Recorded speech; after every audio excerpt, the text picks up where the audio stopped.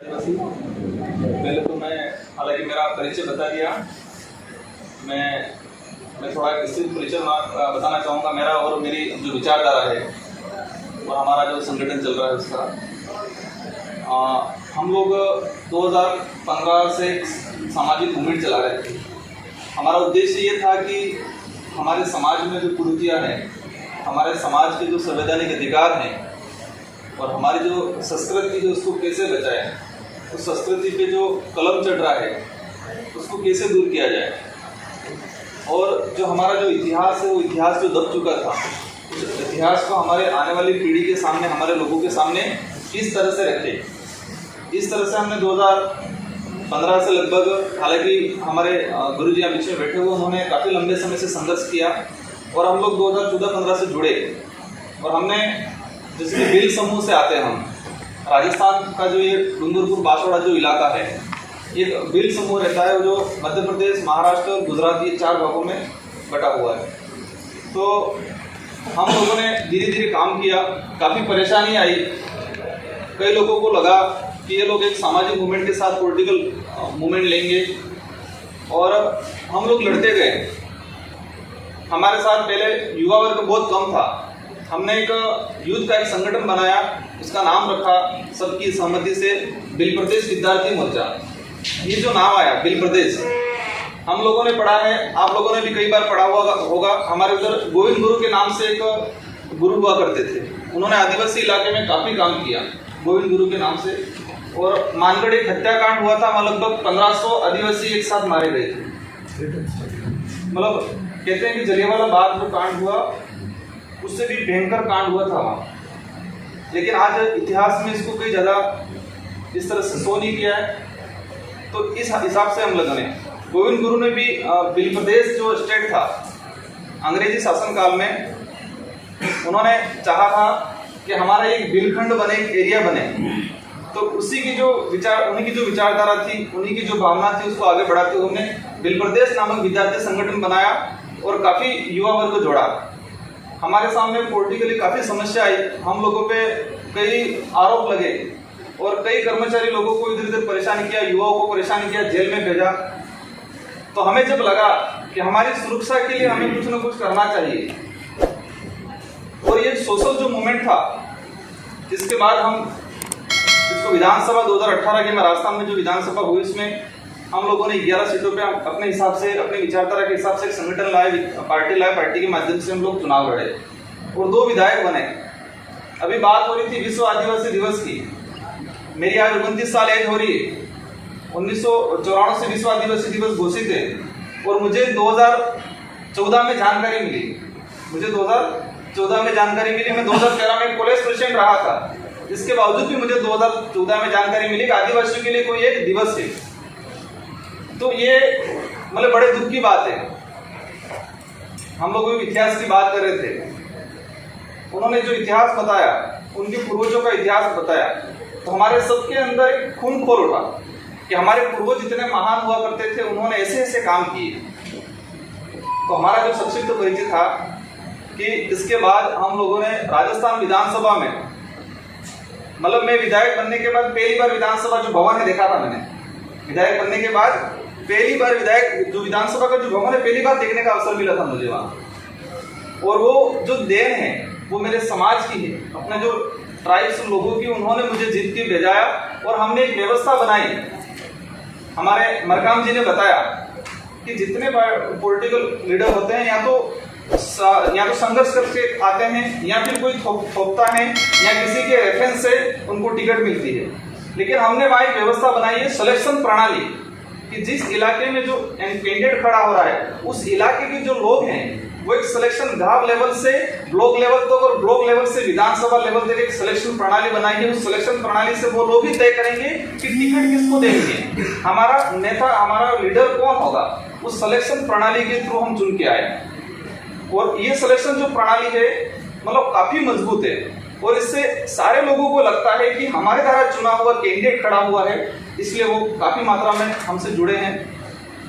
और राजस्थान विधानसभा में विश्व आदिवासी दिवस के लिए हमने काफी संघर्ष किया, और पिछली बार गवर्नमेंट ने 2019 में विश्व आदिवासी दिवस की स्वैच्छिक छुट्टी रखी थी और हमारे लोगों ने इस तरह गवर्नमेंट पे प्रेशर बनाया, हम 2 विधायक हैं और राजस्थान में इस बार विश्व आदिवासी दिवस की छुट्टी की थी पूरे राज्य में। ये हमारे लिए सबसे बड़ी उपलब्धि हुई, मतलब सार्वजनिक रूप से पूरे राज्य में छुट्टी घोषित की थी। और ये जो उपलब्धि है हम जो 2 विधानसभा क्षेत्र के लोगों की हैं, जिन्होंने 2 विधायक चुन के भेजे और पूरे राज्य में आज ऐसा माहौल है, एक छोटा सा बच्चा भी आज गर्व से कहता है कि मैं आदिवासी हूँ। मुझे ध्यान है हम 2015-16 से पहले कोई अगर मार्केट में जाते कोई कहता आदिवासी या भील, तो यूँ लगता है हमें कोई गाली दे रहा है और उसकी प्रतिक्रिया करते कि तू मुझे आदिवासी क्यों कह रहा है या भील क्यों कह रहा है। इस तरह से मेंटेलिटी बनी थी। अभी हम चर्चा कर रहे हैं, मैं शॉर्ट में निपटूंगा, काफी वक्ता होंगे, कि हमें एकजुट होना है, हमें लड़ना है, हमारी समस्या है। तो आदिवासी जो है, आदिवासियों की समस्या क्या है, हमारी समस्या क्या है, इससे पहले हम आदिवासी हैं और हमारी समस्या है, तो हम आदिवासी हैं ये आइडेंटिफाई कैसे कर पाएंगे। हमारे वक्ताओं ने उस कार्यक्रम में बताया था कि यूएनओ के अंदर भारत से जो प्रतिनिधित्व करते हैं गवर्नमेंट की तरफ से, वो ये कहते हैं कि भारत के अंदर रहने वाला प्रत्येक नागरिक इंडिजिनियस पीपल है। क्या बोलते हैं? भारत के अंदर रहने वाला प्रत्येक नागरिक, भले वो किसी भी कम्युनिटी से हो, किसी भी धर्म से हो, वो सारा इंडिजिनियस पीपल है। मतलब भारत का मूल मालिक सारे लोग हैं, मूल जो वासी हैं यहाँ के वो सारे लोग हैं। तो हम आदिवासी हैं, हम वास्तविक इस देश के मूल मालिक के लिए पहचान कैसे कर पाएंगे। सबसे बड़ी समस्या है हमारी पहचान, आइडेंटिटी। सबसे बड़ी समस्या है हमारी पहचान, आइडेंटिटी। और ये जो है हमारी संस्कृति, हमारे जो रीति रिवाज है, हमारा जो कल्चर है, उससे। और हम लोग देख रहे हैं हमारे इलाके में, सभी राज्यों में जो वास्तविक जो कल्चर था, जो रीति रिवाज थी, वो सारे रीति रिवाजों पे कई कलम चढ़ गया है। हमारे कहते हैं जैसे कोई पौधा होता है, पौधे पे कलम चढ़ाते हैं, मतलब उसका रूप पूरा चेंज हो जाता है। तो हमारी जो संस्कृति थी, हमारा जो कल्चर है, उसमें भी कई जगह काफी हद तक कलम चढ़ चुका है। तो हमारे सबसे बड़ी समस्या है हमारी संस्कृति, हमारे कल्चर जो खत्म हो रहा है, वो सबसे बड़ी समस्या है। और कल्चर और हमारे रीति रिवाज नहीं रहेगा तो हमारी आइडेंटिटी नहीं रहेगी, और हमारी आइडेंटिटी नहीं रहेगी तो हमारी समस्या का समाधान कभी नहीं होना है। हमारी जो समस्या है आदिवासी की, हम कह रहे समस्या है, अगर हमारी पहचान नहीं रहेगी तो हम आइडेंटिटी पे हम ये पहचान नहीं कर पाएंगे कि हम आदिवासी हैं, ये लोग आदिवासी हैं। दूसरी जो बात है कि हमारा इतिहास, हम लोग सब पढ़े लिखे हैं, हमने आज तक पढ़ा, हमने दूसरों का इतिहास पढ़ा। हमारे समाज के जितने फ्रीडम फाइटर रहे, जितने योद्धा रहे, जितने बड़े समाजसेवी रहे, आज से इतिहास उतार के देख लो, हर जगह हमारे यहाँ, जैसे कि हमारा डिस्ट्रिक्ट है, हम 4-5 डिस्ट्रिक्ट के आसपास, तो उस सभी जगह जो डिस्ट्रिक्ट है, हमारे जो भील राजा थे उनके नाम से डिस्ट्रिक्ट है। लेकिन आज की किताबों में पढ़ा जाता है उनको राजपूत, जैसे कि हमारा डूंगर भरंडा भील राजा था, आज की किताब पढ़ा जाए डूंगर सिंह, मतलब राजपूत। ये सभी जगह समस्या है। तो जब हमारा इतिहास नहीं बचेगा, हमारे इतिहास के लिए हम इतिहास का संग्रहण नहीं करेंगे, संग्रहण करके हमारे आने वाली पीढ़ी को नहीं देंगे, तो हमारे आने वाली पीढ़ी को ये लगेगा कि हमारे पूर्वजों ने कुछ नहीं किया है, और पूर्वजों ने कुछ नहीं किया ऐसा महसूस होगा तो अपने आप के अंदर खून नहीं उबलेगा, अपने आप के अंदर गर्व महसूस नहीं होगा, और उनके अंदर कुछ कर गुजरने की जो क्षमता एक क्रिएट होती है, वो क्रिएट नहीं हो पाएगी। आज हम कहीं भी स्पीच सुनते हैं, उन्होंने स्पीच दी, उन्होंने अपने पूर्वजों के बारे में बताया, अपना सबका खून खोला। तो इसलिए हमारे आने वाली पीढ़ी को हमारी ओर आकर्षित करने के लिए और हमारे समाज के लिए उनको सही दिशा में देने के लिए हमारे इतिहास को खंगालना जरूरी है, और इतिहास को खंगाल के संग्रहण करके हमारे आने वाली पीढ़ी को देना जरूरी है। आज देश लेवल पे एकजुट होने की बात करते हैं हम, कि हमें देश लेवल पे एकजुट होने की बात करते हैं, तो वो किस आधार पे होंगे? हम कल्चर के आधार पे होंगे, हिस्ट्री के आधार पे होंगे, या पहचान के आधार पे होंगे, या संवैधानिक हक अधिकारों के लिए एक होंगे? ये तय करना बड़ा मुश्किल है। हम लोग, हमारे एरिया की बात करता हूं मैं, हम डूंगरपुर में उधर बोलते हैं हम जय गुरु महाराज, हमारे पूरा लोग इधर आते जय संत सुरमाल, उधर जाते जय राम राम। आज मैं आया, अगर सिंपल व्यक्ति बन के असम में आया होता और मैं यहाँ लोगों से मिलता, और मैं इनको बोलता नमस्कार और वो सामने वाला भी कहता नमस्कार, एक कॉमन वर्ड हो गया वो। हमें ऐसा एक संबोधन होना चाहिए, एक ऐसा उद्बोधन होना चाहिए कि वो देश लेवल पे आदिवासियों की पहचान को प्रकट करे, देश लेवल पे आदिवासियों की पहचान को प्रकट करे। यहाँ का जो कार्बी कम्युनिटी से जय कोरबा ऐसा टाइप बोलता है, क्या बोलते हैं, कोरडम, कोरडम। हमारे उधर जैसे कि जय गुरु जय महाराज इस टाइप बोलते हैं। तो दोनों व्यक्ति मिलेंगे तो उनकी पता नहीं चलेगा सामने वालों की कि ये ट्राइब है या नहीं। तो हमें देश लेवल पे ऐसा एक उद्बोधन शब्द होना चाहिए जो ये पहचान करे कि ये आदिवासी का शब्द है। जैसे कि हम बात करते हैं ब्राह्मण समाज की, ब्राह्मण समाज में सेम उद्बोधन रहता है। दिल्ली का ब्राह्मण होगा या हमारे डूंगरपुर राजस्थान का ब्राह्मण होगा, वो जय कृष्ण बोलेंगे, उनकी पहचान एक आइडेंटिटी, एक उद्बोधन है ये।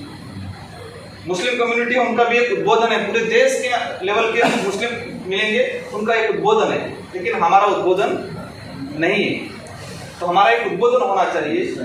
दूसरी चीज, हमारी जो समस्या है, तो देश लेवल की समस्या क्या है, हम जो देश लेवल की समस्या है वो सब मिलके लड़े। और इसके अलावा स्टेट वाइड समस्या क्या है, आदिवासी समुदाय है और उस समुदाय के अंदर काफी छोटे छोटे समूह हैं, जैसे कि हम भील समूह से हैं, गोंड है, ये संथाल है, ये छोटे छोटे समूह हैं। तो समूह लेवल की समस्या क्या है, स्टेट लेवल की समस्या क्या है और हमारे देश लेवल की समस्या क्या है, उनको डिवाइड करना पड़ेगा, उनको पहचानना पड़ेगा, तो हम तरीके से लड़ पाएंगे और उसका सोल्यूशन कर पाएंगे। आज कुछ चीजें हम कई जगह बोलते हैं, लेकिन मैं सबके लिए कहना चाहूंगा जो सच है, जो सही है, वो बोलना चाहिए। आज जनगणना अपने से 1871 से स्टार्ट हुई देश में, 1871 से लगा के आज लास्ट ईयर 2011 की जनगणना के आधार पे हम देश लेवल पे जनसंख्या का आंकड़ा काउंट हो रहा है। हम 1871 से जो जनगणना हुई, जनगणना का आंकड़ा देखते हैं, हमने जो पढ़ा 1871 से शायद 1941 तक हाँ ट्राइब्स की अलग जनगणना हुई, आदिवासियों की अलग से जनगणना हुई। लेकिन आजाद देश में अभी जो जनगणना हो रही है, ट्राइब्स की कहीं अलग से जनगणना नहीं हो रही, सभी धर्मों की हो रही है। एक छोटा छोटा समूह है, छोटा छोटा धर्म है, उन सब की हो रही है, लेकिन ट्राइब्स की नहीं हो रही है। 2011 की जनगणना में जो जनगणना कॉलम था उसमें अन्य का भी प्रावधान दे रखा था, लेकिन शायद 2021 का जो कॉलम है उसमें अन्य का भी प्रावधान नहीं है। मतलब आदिवासियों को किसी न किसी धर्म में इसको राइट करना है, मतलब आपको किसी न किसी धर्म में घुसना है। हम अलग अलग धर्म में घुसेंगे। हमें अभी जो बातें हो रही है, हमें जनजाति संविधान में जैसे कि कहा आदिवासी शब्द नहीं है, जनजाति वर्ड है। मैं जो अब तक समझा कि हम जातियों में शायद नहीं आते हैं, आदिवासी एक समुदाय और समुदाय के छोटे छोटे समूह हैं।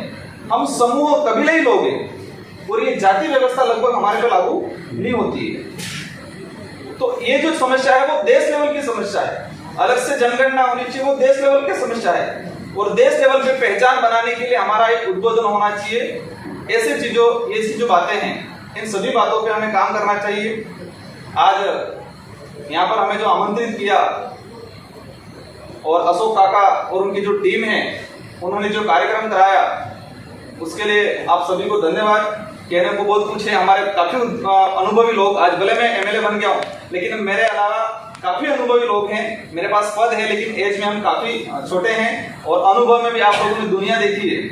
शायद असम मेरा पहली बार आना हुआ है यहाँ, तो आप सभी का अनुभव शेयर करें और हम कोशिश करेंगे कि हम जिस पद पे हैं उस पद पे रहते हुए हमारी कम्युनिटी के लिए, हमारे लोगों के लिए, हमारे आने वाली पीढ़ी के लिए जितना बेहतर कर सकेंगे इतने बेहतर करने की कोशिश करेंगे। और आप सबका नॉलेज हमें मिलता रहे, आप सबका अनुभव यहाँ जो शेयर करेंगे हम अवश्य अच्छी बातें ग्रहण करके ले जाएंगे और जल्दी से जल्दी देश लेवल पे एक कमेटी बनानी चाहिए।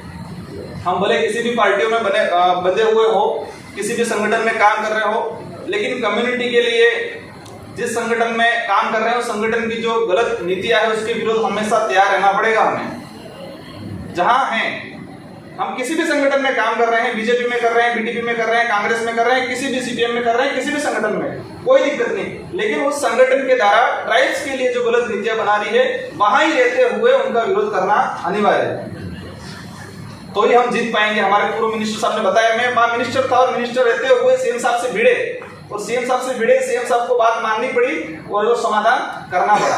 अगर ये नहीं भिड़ते तो समाधान नहीं होता। तो हमें कम्युनिटी के लिए कहीं पे भी रह के हमें लड़ना पड़ेगा। और आदिवासी समाज अगर हम लोग नहीं जगे, मैं जो अब तक महसूस किया, तो आने वाली पीढ़ी खत्म हो जाएगी। झारखंड का हमें चर्चा हुई थी कि जब झारखंड बना उस समय संख्या थी 42% और अभी है 26%, मतलब संख्या घटती जा रही है।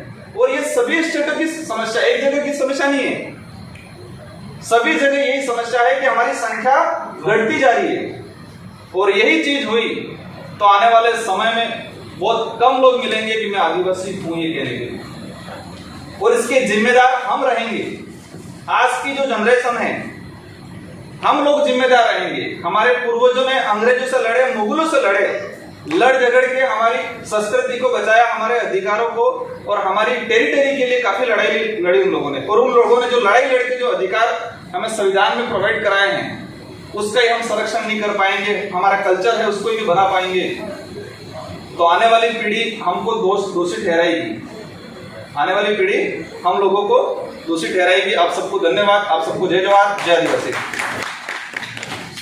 बहुत बहुत धन्यवाद हमारे राजस्थान के एमएलए साहब, बहुत ही अच्छे तरीके से इन्होंने चीज़ जो बताई कि अस्तित्व की लड़ाई है, हमारे कल्चर की लड़ाई है, और बहुत सुंदर तरीके से जो उन्होंने बताया कि किस प्रकार से वो ग्राम सभा से लेकर के इलेक्शन को ना रखते हुए सिलेक्शन को रखते हुए कि आदिवासी समुदाय सेलेक्ट करेगा निचले स्तर से लेकर के ऊपर के स्तर तक, और सेलेक्ट करते हुए लोगों को लेकर के जाएगा। उससे फ़ायदा ये होगा कि जो सेलेक्ट करके समाज उनको भेज रहा है, तो इलेक्शन के दौरान पूरा समाज इलेक्शन के समय उनको सपोर्ट करेगा। तो पॉलिसी मेकिंग में ये एक सोचने का विषय है जो हम लोग सोच सकते हैं इस चीज़ के ऊपर। और हमारे धनंजय साहब ने भी बताया कि